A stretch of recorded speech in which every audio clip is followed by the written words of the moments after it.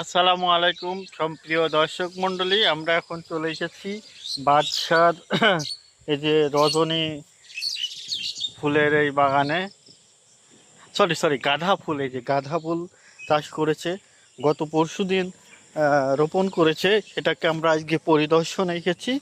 হ্যাঁ, একটু বৃষ্টি হওয়ার কারণে কাদা কাদা যুক্ত দেখাচ্ছে। দেখেন, আপনাদের দেখাচ্ছি, এই দেখেন ফুলগুলো কেবলই চারাগুলো রোপণ করা হয়েছে এখন।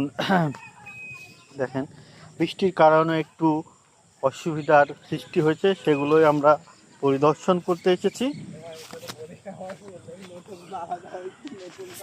দেখেন, আমি বাদশা সায়ুম এখানে এসেছি।